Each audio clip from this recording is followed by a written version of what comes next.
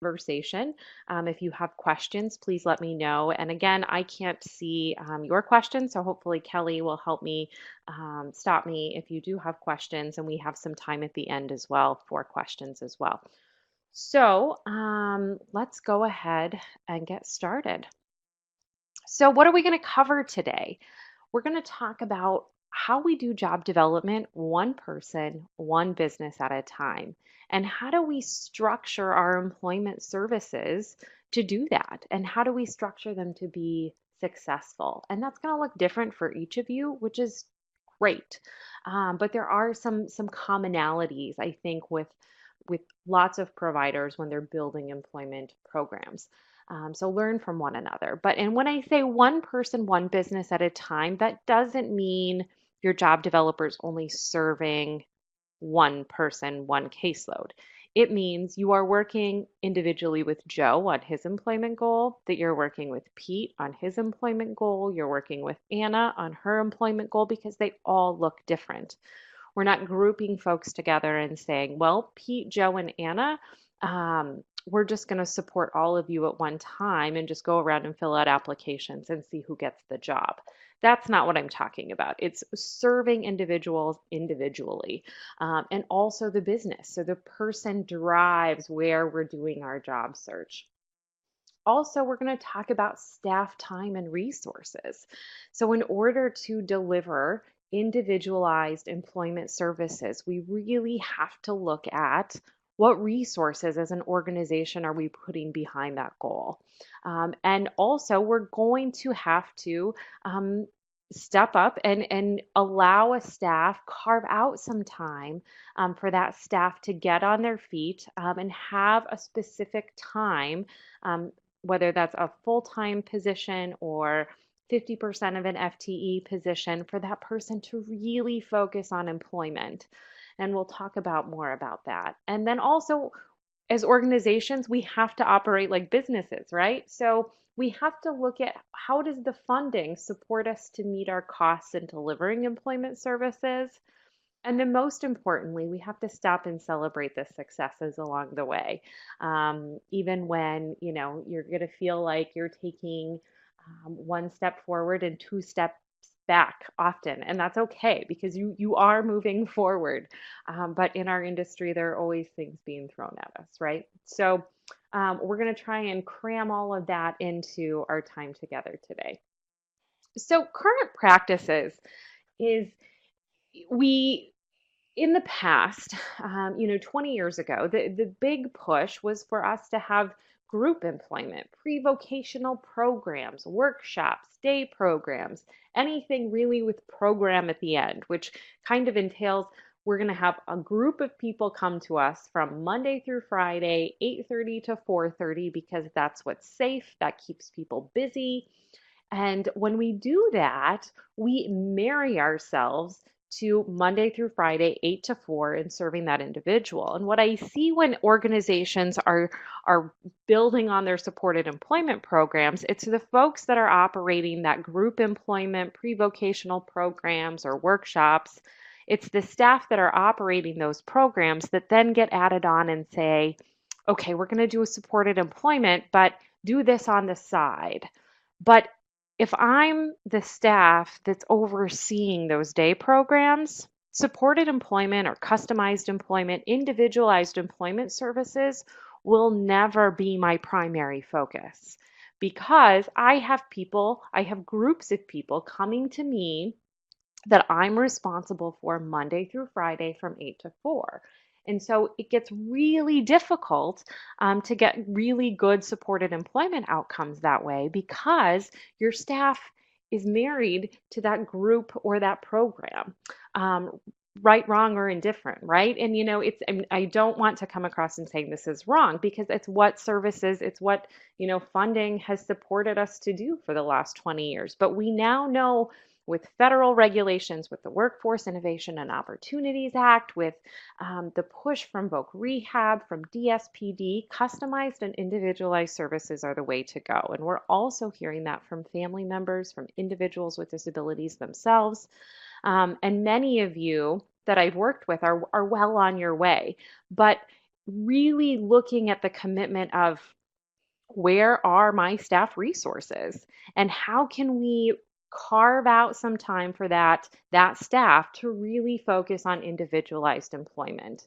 And so oftentimes we'll talk about this, but you're going to have to carve out some time for them. That means leaving some of those responsibilities to someone else in um, your day program or your group employment programs or enclaves so that they can solely focus on customized employment. And you're probably thinking, well, gee, that sounds great, Ashley, but financially that's just not going to work. And we're going to look at specific Utah funding for job development and how you use funding through DSPD and Voc Rehabs, that it should be possible. Yes, initially you're going to have to give that staff some time to get their feet on the ground, and there's going to have to be an investment initially from your organization, but it can be financially feasible. So let's keep moving on. So when it comes to devoting a staff, identify one lead person. So who is your up and coming professional in your organization? Who's really taken the lead or shown some passion around employment services? And if you don't have anybody internally, then consider posting for a position. You really need someone who's ready to grab this and run with it. So as you identify one lead person, though, they know that this is my baby. This is what I have to take ownership of. And when we give staff that kind of responsibility, many folks will flourish with the opportunity to take the lead on that, right? But you have to be able to also carve out the time for that person to focus on it. For example, if they're running your enclave program or your group employment program and supported employment is just this thing on the side, it's never going to they're never going to have time to really get that supported employment program off the ground, as opposed to having a conversation with, well, gee, Joe, you've been showing a lot of potential. You've really taken interest in the supported employment piece. We'd like to carve out 50% of your position to solely focus on individualized, customized employment. That's very different than adding it on to another full-time job. And so, one of the things that I think is really neat, a neat opportunity for organizations when you're just starting the building of your supported employment program, there's the beauty of customization. So, not only customization for the clients that you're serving, but there's the opportunity for this person, hopefully, to customize the position a bit. So, if you look, a great book to read is Workforce of One, which really is the HR's perspective around customization. But when we customize our staff's positions within our organization, that can lead to longevity. That leads to happier employees. So there's this beauty of being able to, okay, we're starting something new. Let's, Joe, you're really great at getting out there and getting to know people. You're part of, the chamber. What other groups might you be interested in being a part of? Because we want people to build social capital, right? We want people to be out there getting to know their community. Also, it might be a staff person who knows everybody in the community. I'm doing some work here in Iowa, and the gal who oversees their employment program has lived in the community for 30 years. And this is a very small community, maybe a couple of thousand people. And but she knows everybody and her family knows everybody. So her social capital is just incredible. As my colleague Corey would say, she's the honorable mayor in town. So, sometimes that might be your person that you are going to have run with your employment program. So, what kind of skills do you want to look for when you're identifying who's going to take the lead for my employment program? Well, first, you want to make sure that this person is a self-starter and they have the ability to work independently. Because much of this position, the best work is done outside the four walls of your building. So if you have an employment professional staff who is in your building all the time, that means they're not getting out there, one, working with job seekers directly, and two, getting to know businesses, doing informational interviews, doing, job analysis. So you want someone who's really comfortable being out and about and self-managed. And that can feel really different when we're used to managing staff within our four walls. But I promise you, if with the right person and with the right parameters around the position, this person can be incredibly successful. Also, some persistence. So, and I'm not a pushy persistence, but a persistence that they're going to get the job done. Also, I think this position requires resiliency because as you're starting out your supported employment program, there are going to be bumps in the road all the time. And you've got to be really resilient. Also, I always say, the job development position, I think, is one of the hardest positions in the entire organization because we also have to look at how many stakeholders they're coming in contact with. They have so many customers because each job seeker comes with their own team, which are also our customers. The people, VR is our customer, DSPD is our customer, the service coordinators are our customers, the businesses are our customers. And so you really also want to look for someone who has outstanding customer service. And a customer service background. My background in coming into this industry was that I was a journalism major in college. And the piece I really enjoyed was getting to know businesses in that journalism field. I didn't find it fulfilling, and then my family member background. So I also have a sister who experiences a disability. So it doesn't necessarily have to be someone that's had, all the experience in the world.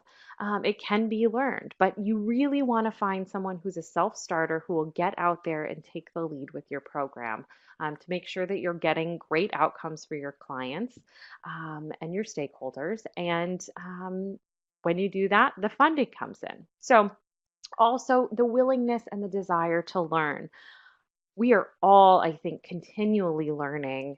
I know I'm continually learning. So having that willingness, that desire to learn, to go out there and, figure out, okay, ODEP is releasing this document on customized employment and, getting your staff to training. And so that willingness and that desire to learn, because when we're talking about customized employment, we're asking organizations and individuals to do something different. Oftentimes, you may be doing bits and pieces of customization, but we're really asking folks to change the way that they're delivering services. So that customer service piece is important, that self-starter. And then I think at the same time, you have the opportunity to change the job description. So when we were changing the job descriptions within Candeo, and even as a 100% community-based organization, we still went through our own transformation, I think, where, our job development positions were much more based on a labor market approach. We were doing some customization, but not to the level of really using discovery to the max and then, letting that drive where we go. So it's a great opportunity to change the job description, which in turn lets your HR department and your leadership know that there are changes going on within the organization. Starting a supported employment organization, transforming your employment department really is from a change level on all fronts, whether you're the CEO, whether you're human resources, whether you're residential, if you're also providing residential services, you're oftentimes asking that service to change as well. So it's a nice way to really involve everyone and change the job description to reflect the qualities that you need in an individual. And I'd be happy to send out too, if you don't already have it, the Office of Disability Employment Policy released a fantastic document that talks about the skills, abilities, and the competencies of a person who would be delivering customized employment. And so you can use that document to help create that new job description so that when folks are applying for the position, or using that job description to guide their work, all of those pieces are in there. So I think it's also really important that you're giving this individual the tools and the resources that they need. David Mank says it's either aptitude or attitude if someone's not following through with the position. So it's either their attitude and they don't want to do it and it's not a good fit, um, or it's aptitude. Have you given this person the training, the skills, and the tools to do what they need um, to do the position? So we have to make sure that folks get the training. So Patty and I are doing training next month or this month and in August around customized employment and discovery. And so I think one of the greatest things is if you can send your mid level management to those trainings as well, because they have to know what the service delivery model looks like, even better if they're doing it, because that's how you hold folks accountable. That's how you train. That's how you support and educate. Um, when we had our job developers, I had two managers, and I'll talk about this in a little bit as well. But we had two managers who had never been job developers. They had only been job coaches, and they were supervising the job developers. And I constantly received feedback from the developers that they weren't getting what they needed from their supervisor because their supervisors had never done job development. So there's a real benefit to having one, your supervisor having them deliver job development and job coaching services, but even keeping a small caseload themselves of 1 to 2 individuals that they're working with, because they'll always be able to have a stronger rapport with their direct reports if they know what the position entails. So there's also a book out there that talks about, I think the title of the book is It's Okay to Be the Boss. But it talks about when we have turnover, that oftentimes a percentage of folks are really leaving their supervisor versus leaving the company or the position. So that relationship with your supervisor is incredibly important for the supervisors on the call. Your relationship with your direct reports is incredibly important. So be thinking about, have I given this person the tools and the resources they need to do the job? So when you're identifying that one lead person, identify who your employment specialist is going to be, who's going to work on the project, who is going to take the lead. If it's somebody internally, who's maybe already taking on some other responsibilities, carve out at least half part-time of an FTE position so that they can solely focus on building and developing your employment program, specific to an individualized employment program. Or if you can swing it, have one full-time position. There's plenty of work, I promise you, because folks are needing jobs, right? So once you carve out that full-time position or that part-time position, that really allows the person, one, to work directly with the individuals that you're supporting. If you're part of our pilot projects, you really need to be carving out time for folks to focus solely on the pilot, because we're asking a lot of folks through the training, the technical assistance, and working with job seekers, 20, 30 hours that makes up discovery. So carving that person out is just huge. Also, they have time to learn the process. It's not just thrown on top of everything else that the individual is doing. Also, they have the time for relationship building and social capital. One of the things that we did to kind of customize the position was we asked the job developer or the employment specialist what their interests were in, and to pick a social group that they could be involved in that would be part of their position. And it may not have anything to do with human services, but the beauty is that they're still building social capital. They're still building relationships by just being involved in, this social group. So it might be the chamber, it might be Kiwanis, it might be, let's see, um, I don't know, a running club, and it also will also encourage your employees to stay with your company as well. So there's some customization within that. And it feels risky, but I promise it really benefited us as an organization and to our staff and helped them build relationships with people in the community. Also, it develops into a larger role in the building of a future employment team. So ideally, this person you're identifying who's taking the lead hopefully becomes a full-time employee and can build your entire employment program so that they also see a career ladder, that maybe they could be the supervisor of the employment program. Because if you're growing and if you're a phenomenal organization and doing really cool outcomes, you're going to get referrals and you're going to be very busy. So having that person, be prepared. You want someone who has some potential for supervisory skills as well. So, can you be mentoring that person, or one of your managers be mentoring that individual as a manager, as a leader as well? Another piece is you want to set goals and expectations. So, when we're talking about goals and expectations, how many individuals is this person going to support? Start small. Start by supporting, 3 or 4 individuals who have been referred to you for job development. Maybe the goal is that you're going to just meet one new business a week just to learn about, what they do in the community, and set that goal to be small businesses, because the best job development, the best stuff, the greatest outcomes, and the majority of businesses in our community are small businesses. So get out there and connect with those small businesses. How many individuals, maybe the goal is we're going to complete discovery for 3 individuals in the next 8 weeks. And so in order to do that, you've got to allow that person to have the time to do so. But then we set those goals and expectations, and then we celebrate and start tracking your outcomes now. I know Tricia and the state are doing some work around tracking outcomes, but the data is so important. And if you have facility-based services, be tracking the outcomes of how many individuals are participating in your facility-based or your group employment, and how many of those individuals are being referred to your individualized employment, how many placements are taking place. And if you track the data at least a couple of times a year of how many people are working, how many people, what's their wages, how many hours are they working, and what are your goals? We want 25% of the folks in facility-based employment to be working in the community by this date.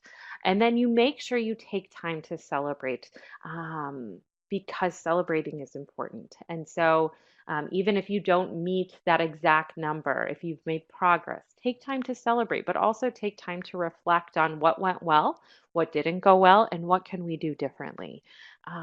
Because this is all a monstrous process, and we're just chipping away at like one little piece today. So what it takes to get outcomes. You've got to spend one-on-one time with the employment seeker.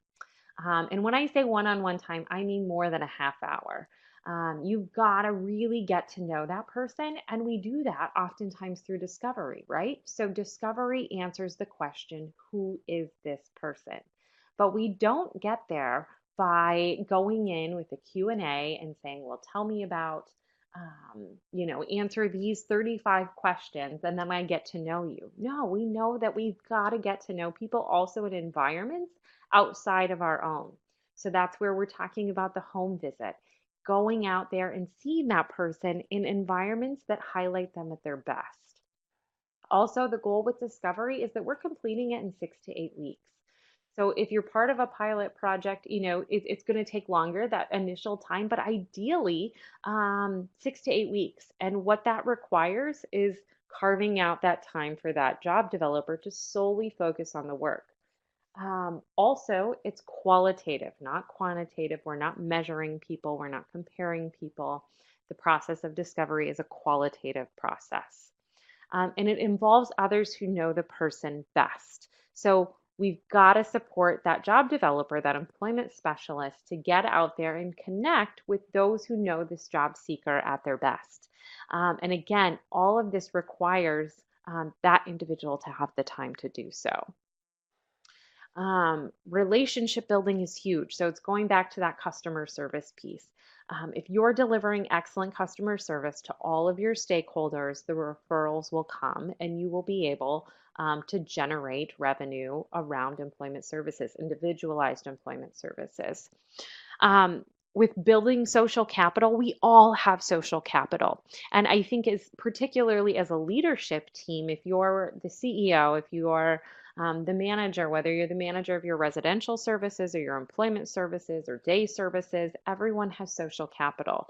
And when you're kicking off a supported employment program, um, it's important that everybody uses that social capital. So, it might be one meeting a month where the employment specialist comes and says, I'm working with Joe, Pete, Anna, and Bob, and here are their themes or their areas, these overarching areas that they're interested in and learning more. Could you connect me with anyone who knows anything about agriculture? Could you connect me with anyone who knows something about owning their own small business or working with birds?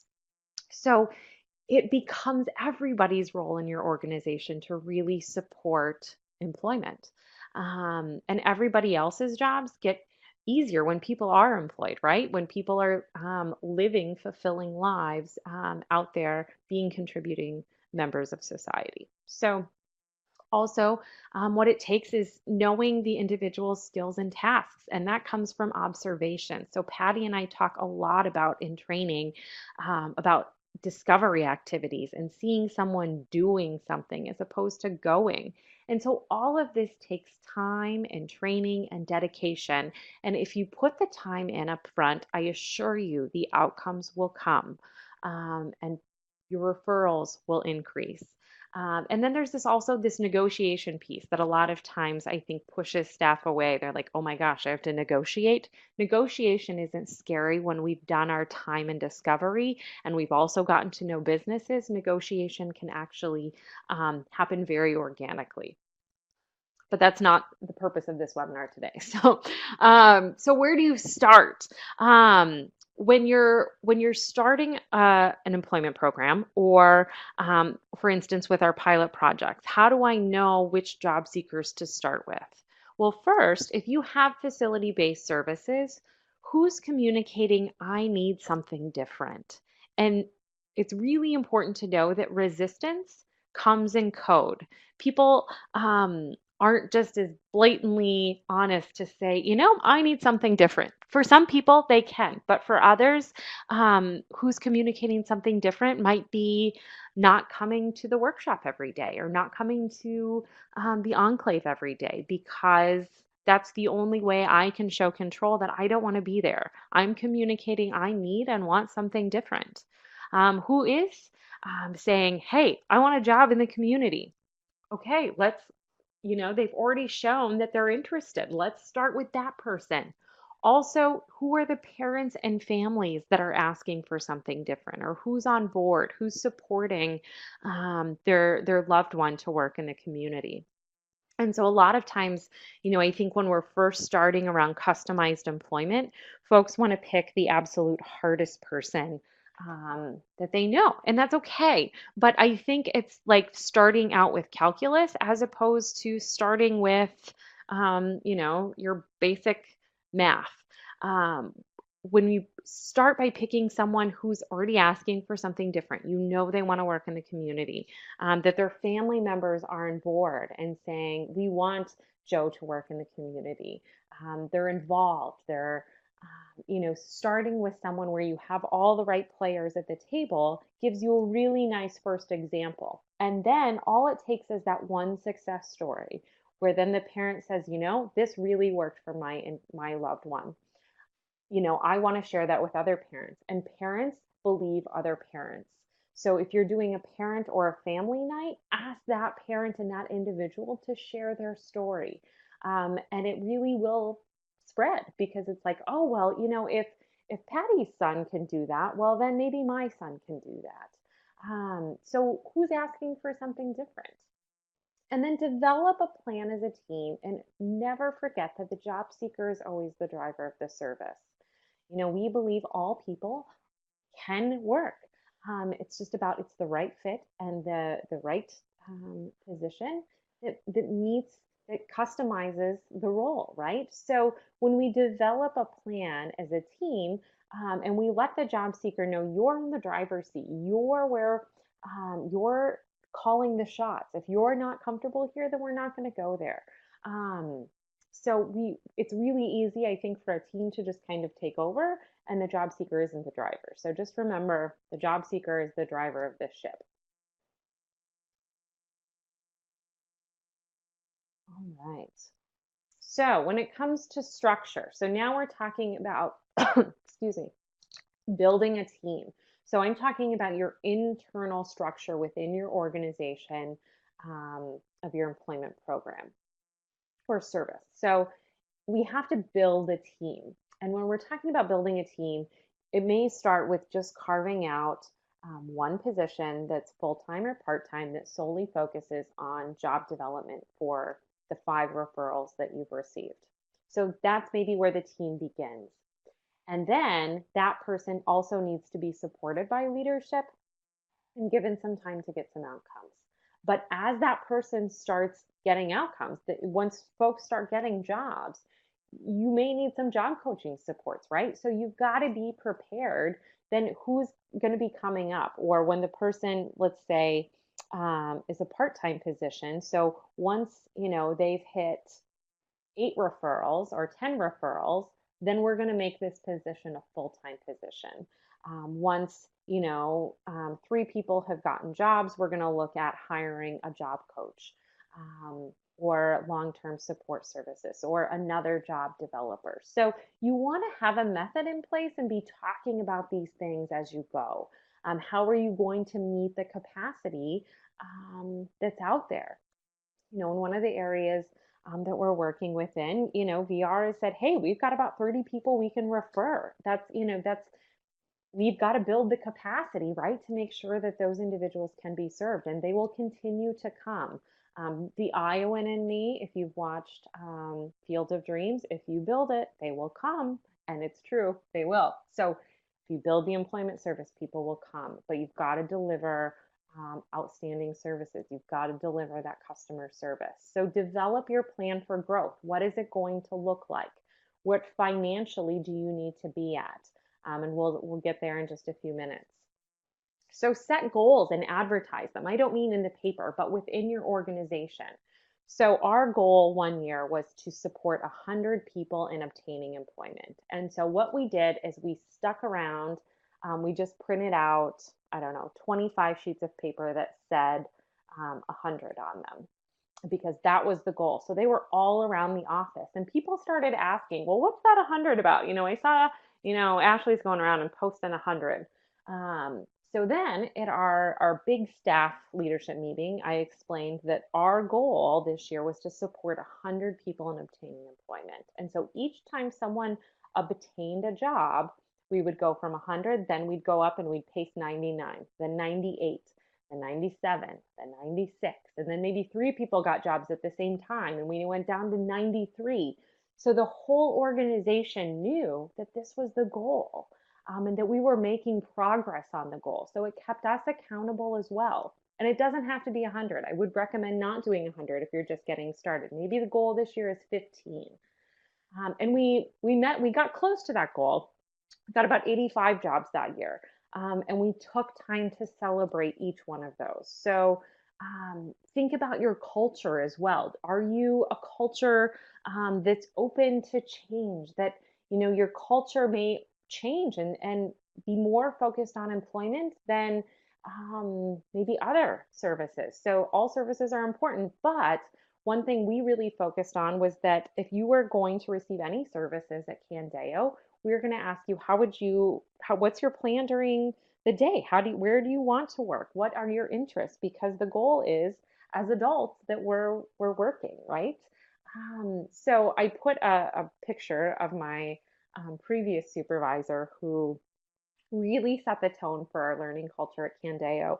And to break things up, she was really into like sci-fi and ET. So it would not be a surprise if you just found her rolling around on her chair with an ET head on, because that was the culture. It was a very fun culture.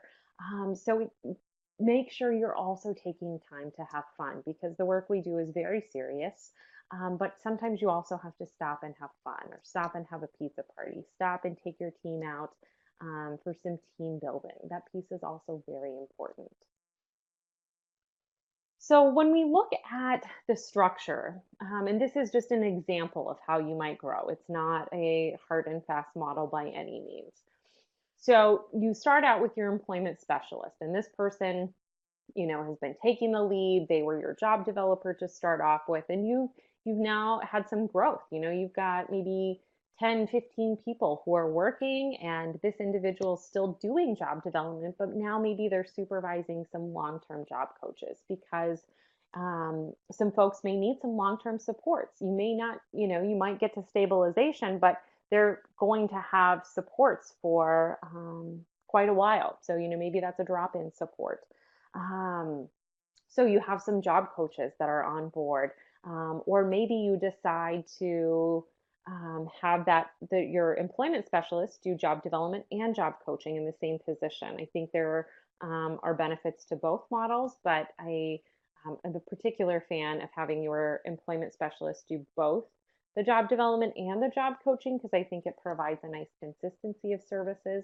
And you can also customize. There's a cool organization out in Washington called Trillium, and they work in teams. So all of their employment staff do both roles. But if I'm more comfortable with job development, I'm going to step in and help my coworker who maybe isn't so comfortable. So when we go back to that idea of customization, you can build this to make sure that it fits your team members, that it fits your organization. But we're never losing sight that all people can contribute, all people are employable, and that we want to deliver outstanding, fantastic, individualized employment supports. So as your team continually is growing, we found that there was a benefit to having a small administrative role that would help us, our team. That person would take on tracking authorizations, to making sure our documentation was up to par, to making sure that our job analysis was sent into Evoke Rehab. They were that admin person, and this position became important because it allowed our employment specialists to continue to get out there and work directly with our job seekers and directly with the businesses as opposed to building up more administrative time in the office. So that was a real benefit when we were growing. And that part-time admin position eventually turned into a full-time admin position, as you'll see here shortly. So as you continue to grow, one of the things that's incredibly important is that you are aware of your overhead costs. So ideally, each of these positions, except maybe your admin supports, are still bringing in some sort of revenue. If your employment managers can still be carrying a caseload of folks, that's fantastic, because then everyone else has got to pay for those positions that aren't bringing in revenue, right? Like your director of employment or your administrative support. So you'll eventually have teams of people that are just solely focused on individualized employment. And so again, really looking at, if you're a larger organization, making sure that only a certain percentage of what your employment team uses of the overhead gets applied to their budget, because it can really sink your budget if you're a very large organization and they're taking on a lot of the overhead. Then it makes your numbers look like your employment team is not bringing in revenue, if that makes sense. So with the process of customized employment, so now you have your team set, and you're thinking about the growth of your team. So, at what point are you going to move that person from part-time to full-time? At what point is that person, they have a caseload of 10 individuals that they're supporting. Now it's time to look at bringing on a second employment specialist, who that previous one can supervise, and they're going to carry a caseload of 10 folks. So you want to be planful with your growth, because also if you grow too quickly, that can be dangerous, because you can run into situations where you're not delivering that customer service, or the training gets rushed and you didn't get the skills to that individual that they needed to do the job.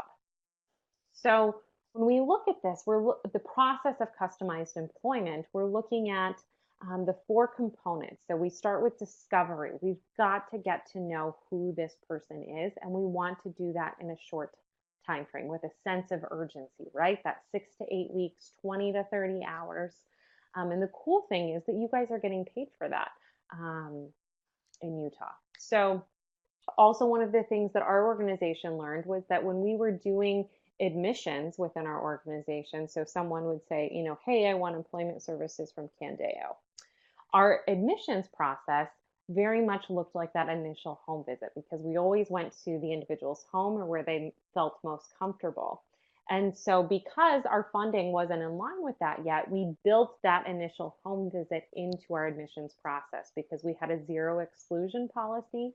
So if you came to us and you said, I'm interested in working, we said, we want to support you with that. So that's an important piece to talk about as well. What's that going to look like within your organization? And then we move, so we do discovery, the home visit, we're translating observations, we're looking at skills and tasks this person can do, and then we're getting into some job search planning. So we're doing some informational interviews, we're identifying themes, we get into job development and negotiation, and then we look at post-employment support. So it's really important that your team knows this flow and has that training and skill base to support that. So we've got to talk about funding, right? Because you're all thinking this sounds great and fantastic, but my employment program is losing money. Well, it doesn't have to. There are lots of ways I think that you can look at amalgamating funding to create ways to meet your costs, because I understand you all operate as businesses and you have to meet your costs, right? So the biggest one is you get to sequence funding between vocational rehabilitation and DSPD. So we'll look at your specific funding breakout here in just a second, but you can also utilize plans for achieving self-support or a PASS plan. So if the individual has the potential resources, connect with a benefits planner. Sometimes that can be used to also pay for employment supports.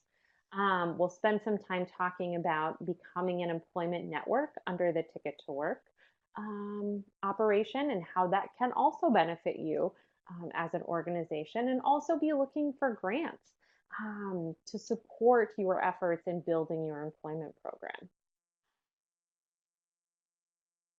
All right, so this is pulled directly from your manual in Utah. So your first authorization is the work strategy assessment for $500 or doing discovery and completing the discovery staging record at $1,000. So you're already getting an upfront payment to kick off services, which is big. In a lot of states, you don't have that upfront piece. You don't get paid for it until you've completed it, right? So you have $1,000 to start off with. Then once you get to that job development piece, you have the job development fee and then the placement fee. So for the whole process of job development, if you complete the discovery staging record, you could have $4,500 in billables for one individual. So if you take that times 10, if you do that for 10 individuals, then you're bringing in $45,000 in revenue. If you did that for 12 individuals in a year, which I think would be very doable for a full-time position, that's $54,000 in revenue. If that individual would be a good fit for discovery, you complete the staging record, the job development fee, the placement fee. Again, that's a good chunk of revenue. So on average, if you pay a job developer $12 an hour for an organization, that person might cost you $50,000, for example. So in benefits and paid vacation and paying out their wages. So if they support 12 people through that process, that $54,000 should cover your costs as an organization.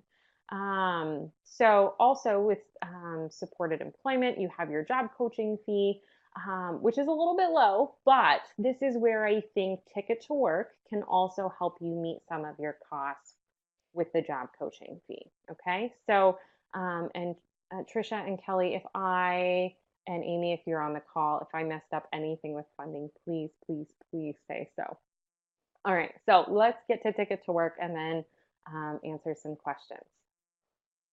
So Ticket to Work. The purpose of Ticket to Work was to expand the network of providers to beneficiaries, so individuals who are receiving a cash benefit such as supplemental security income or a Title II benefit like Social Security disability insurance, and they receive support to get jobs and become less reliant on the benefit. So the big piece about Ticket to Work is that if an individual assigns their ticket to an employment network, which could be you, there are some financial incentives for you as the provider to supporting that person to work. Because if they're working, they're less reliant on that SSI or that SSDI check, okay? So it began as a reimbursement model for vocational rehabilitation services, and you do have to share those funds with Voc Rehab, but it can still be a benefit to you as an organization. So it got expanded to include nonprofits and for-profit rehabilitation agencies because they said, hey, like we're doing the work too. So started under 1999 under the Ticket to Work and Work Incentive Improvement Act. So if you are into legislation and you have the time to go read that, by all means, go check it out. But the intention was really to expand the number of providers to beneficiaries and support people to be less reliant on that benefit, right? So for example, that means for individuals who may not also be applicable for waiver services, but I may be using waiver services and Voc Rehab services and still have a ticket to assign. And we can talk more, this could probably be a separate webinar on its own. So I would be happy to talk to providers individually about Ticket if you are interested. So there are two types of employment networks, and in order to be a Ticket to Work provider, you have to apply to become an employment network. There is a consumer-directed services model. So this is when you as the organization, you apply to become the employment network and you deliver the services directly to the individual. They assign their ticket in turn for the services, and the organization holds the agreement between the Social Security Administration and as the EN, okay? So, and if you're going to do this, I would highly suggest carving out some time for a staff to really focus on leading your employment network. That could also be part of the responsibilities of your employment specialist if you're carving out part-time FTE role for them. There's also an administrative model, and I know a couple of organizations in Utah are using this where they partner with an organization that's the employment network. So an association, a leader comes in and says, we are going to be the EN, and provider organizations contract with this entity and they do the administrative portion of the employment network. So oftentimes they will take like 20% off the top to pay for that administrative function that they provide, which honestly you're going to either do that with your staff, you're going to carve out time for them to focus on it, or you could go the administrative route and just partner with them right away. Then as the CEO, you don't have to worry about completing the EN application, which is like 70 or 80 pages. The application is really only like 15 or 20, but it's a big contract, right? You've got to take the time to do that. So the administrative model is a pretty, I think, fair route to go and allows you to jump right in and become and partner with an employment network. So who can become an employment network? A community rehab provider, an employer, or a business. So you may see businesses asking folks if they are receiving a cash benefit. They're oftentimes exploring if they could assign their ticket to that business so that the business then benefits. Vocational rehabilitation. So we'll look at how that blends out around funding American Job Centers or your workforce centers, Indian VR programs, and then AAA Take Charge, which is a different organization. So when it comes to assigning a ticket, you want to, it's always, always, always the individual's choice. You can never require an individual to assign their ticket. It is always their choice. And not everyone is going to be a good candidate for assigning their ticket. If they're working at trial work level, they're a pretty good candidate for the assignment of their ticket. And they have to be willing to work towards that full-time status. It doesn't have to be immediately, it doesn't have to be tomorrow, but they do need to make timely progress in reaching that full-time employment goal. And I know you're probably thinking, well, that's fine, that's great, but the folks we're supporting are only looking for part-time employment. Well, that's totally fine.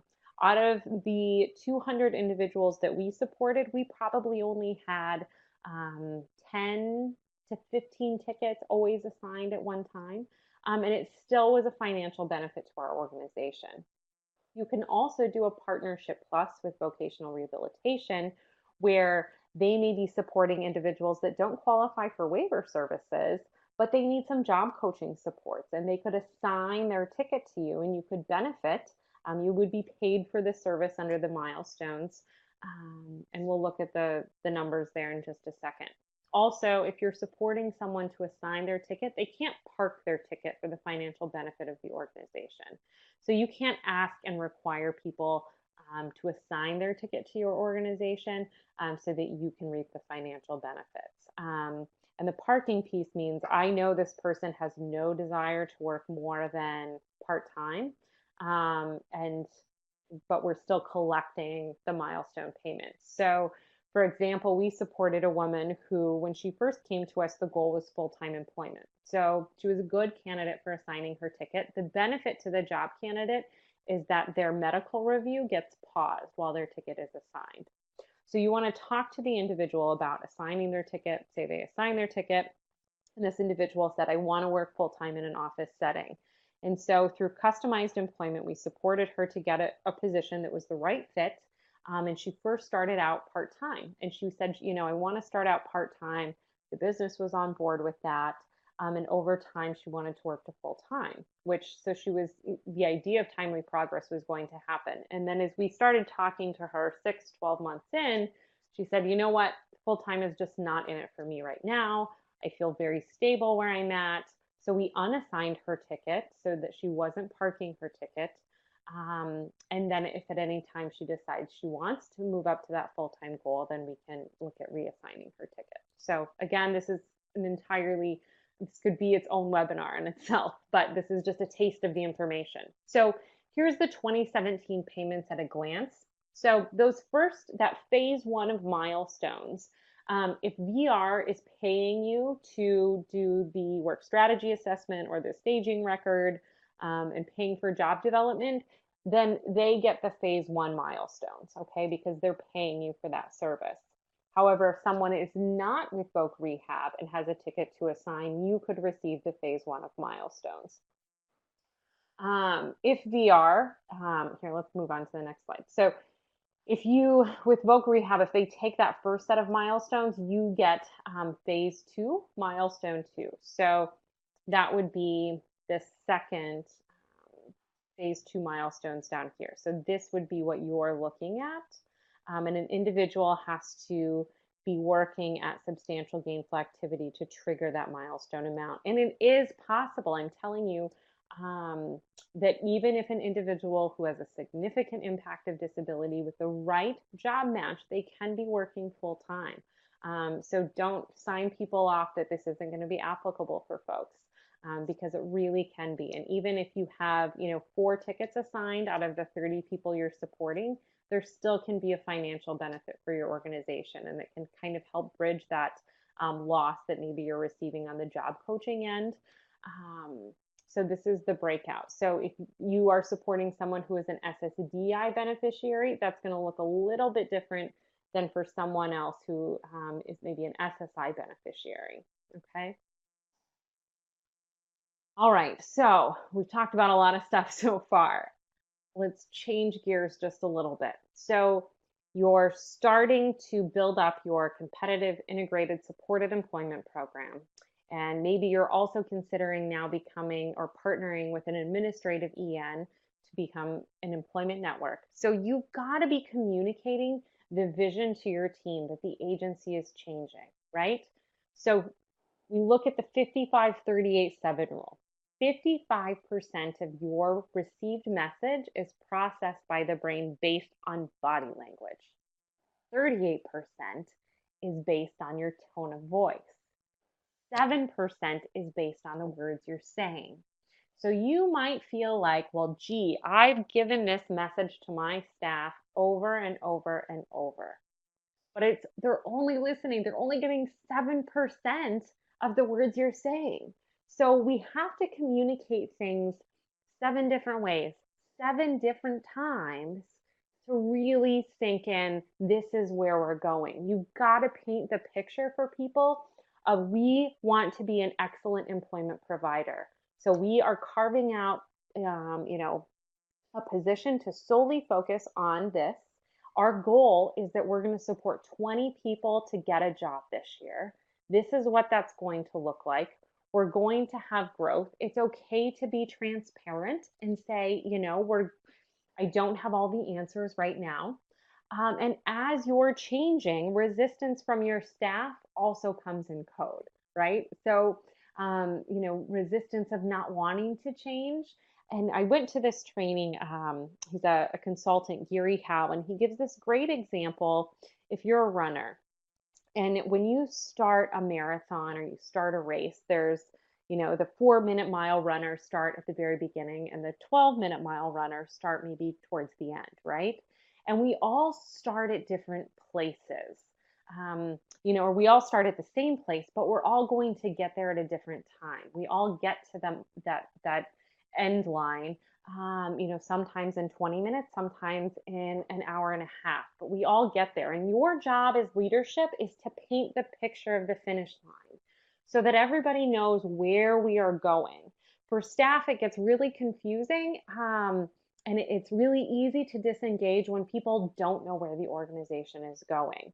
And so going back to the funding piece, it's really important that your staff know what that funding looks like so that it makes sense. So, you know, we are carving out your position, but we need you to bring in $50,000 in supported employment revenue to be able to cover your position. Make that clear to staff. Be transparent, so that they know how that adds up, as opposed to, well, you just need to go out and get people jobs in your spare time. That feels overwhelming and I don't know where I'm going. So really take the time to paint the picture, and to do some team building so that the team knows where you're going. There's also some great books out there. If you are into reading as a team, I would highly recommend that. Whale Done is a great one, like whale, like as in the whale. Um, Patrick Lencioni books. I'd be happy to put these in an email and send them out to folks, that are great team builders, where you as a team read them, you come together and you talk about them. They're all about change. Um, Even the book Who Moved My Cheese is all about, it's written in a parable, which many of these books are. So it tells the story, and then gives you some really nice applicable tools at the end around implementing change within your organization. So you want to celebrate and share success. Success is so important, and there will be speed bumps, and it's going to feel difficult. But make sure you're taking time to celebrate, whether that's coming together for lunch, whether that's going out, as a team, to break bread together and have dinner, or to celebrate by posting numbers across the office or having a pizza party. Let the team help decide how you're going to celebrate, but make sure you take time, to recognize each other and the good work that is happening. And there's lots of fantastic work going on in Utah. Um, and tell the rest of your agency what's going on. Don't just segregate it to the employment team. You know, as your monthly leadership gets together, talk about employment, put employment on the agenda. Share those successes with your office. If you are doing, a newsletter, if you're, make sure your board of directors know what's going on and share those successes. Have someone who just got a job come and speak to your board of directors. And treat your developer and your team like gold. They are important. And I think a lot of times supported employment agencies feel like the redheaded stepchild, because things are just a little bit different. We're not as big as residential, but treat them like they are that on the same level as your residential department that's maybe bringing in a whole lot more revenue than employment, because they will get there.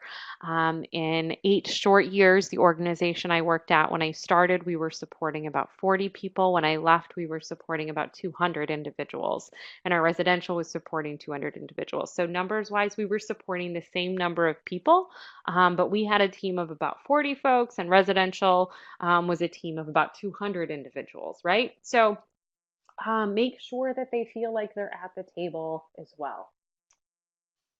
So when it comes to next steps, what do you still need to do to make it happen? What are internal structural changes that you need to make this possible? And you're going to have to change some things because you're delivering a different service.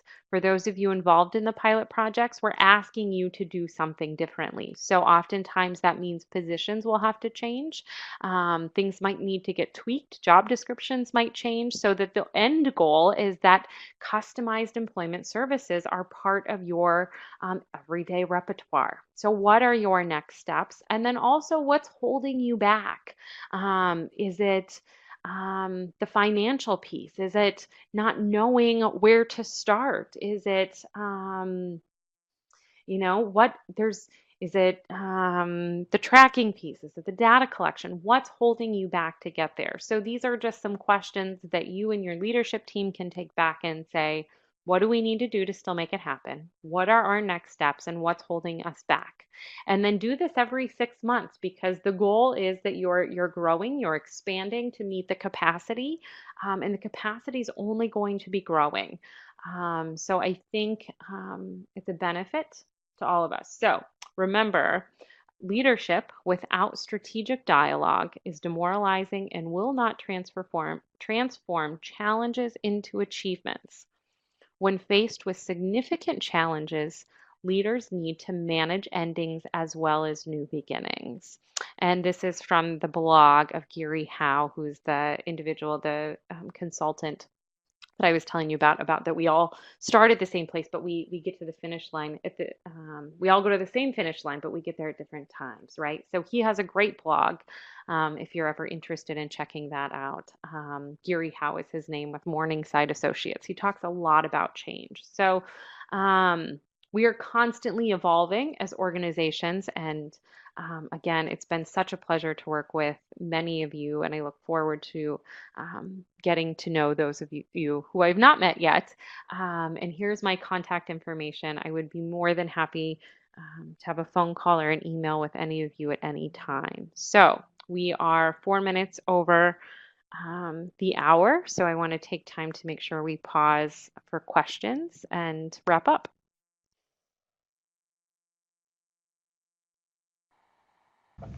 Thank you, Ashley. This is Trisha Jones-Parkin. We do have a couple of questions. So Victoria, who is a VR counselor, asked that she had a client with autism who doesn't have a lot of verbal language express that he does not want a job coach. And she posed this question about the time when you were talking about people needing something different. So do you maybe want to just kind of talk about the connection of the discovery process, and oftentimes, not always, people do need less coaching because they have the right fit and the support. If you want to just speak to that. Yeah, absolutely. So when we get to know somebody through discovery, and we can really answer that question, who is this person? When we make the job match, it's fascinating. There are various organizations who have said that the job coaching decreases when we've done discovery and made the right match. So oftentimes, that's because the natural supports are there. It's because we're matching up folks into positions that their skills and abilities are being highlighted at their best, right? So the coaching is going to decrease. When I was at Candeo, for folks that we were providing 100% coaching for, a lot of times I would ask, okay, one, is this the right fit for the person? And sometimes, yes, it is. My sister is one of those individuals that has support with her as she operates her business for the entire shift. But I also know that her coffee shop is customized around her. It is a good fit for her. But for many individuals that we were supporting through discovery and customized employment, we would see coaching decrease significantly because of the match. So don't let, just because that individual doesn't communicate with words, don't let that hinder the idea that this person could coach or not need coaching on the job. It's really about fit. And if you do discovery and really get to know who this person is and talk to other people in his life who know him at his best when maybe he doesn't have supports with him, to learn about what are the things that surround him when he's at his best and not needing, and what are other ways for him to communicate with others as well. That makes sense. Thank you. The next question is from Terry Griffiths, who's with our Jordan School District. And she just asked about a manual and wondering if it was for providers, if it was for all members. And I'm not sure exactly what you're referring to as a manual. We do have the thought sauce that Griffin Hammis has put out that we did share with the new members of the School to Work project. If you're on this call and you don't have access to that, we're happy to send that out as well. Griffin Hammis does also have several publications and some manuals, the Job Developers Handbook and Making Self-Employment Work, that have all of the customized employment details in it as well. Looks like Terry, they're both typing possibly a response. Yeah, I'm wondering if it was when I referenced the funding page out of the USOR manual for employment. Oh, okay, the CRP manual. Yes, yeah. Yeah, I believe that is actually on USOR's website. The chapter 30. So yeah, you can access that, or I'm happy to send that. I know that they're going to be rewriting it soon, so it's something that they update regularly, I believe. The other question was, Ashley, people wanted a copy of your PowerPoint. So we are recording this webinar, and we'll go ahead and add it to the documents that are attached to the webinar.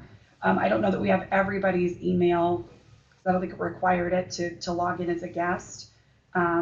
But if you specifically want the PowerPoint and you don't plan on coming back into the recorded version, I can go ahead and send that out to you, no problem. Are there any other questions? There's a comment about the survey.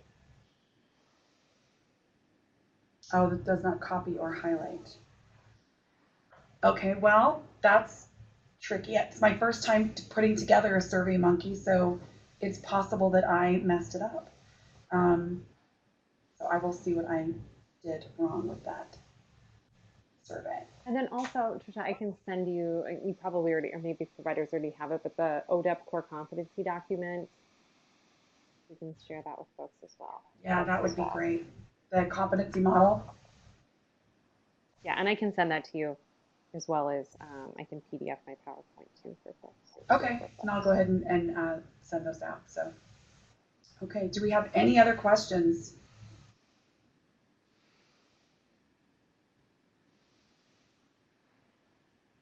Okay, well, thank you so much. And if you'll take time, it looks like if you go right to the survey link that's in the chat box, it's working. So thank you so much for taking the time to fill out that survey. ODEP is always happy when we have feedback on webinars. So thank you for your time, Ashley. Thank you for everybody getting on the webinar. Thank you to our captioner, and have a great afternoon. Pleasure. Thanks, everyone.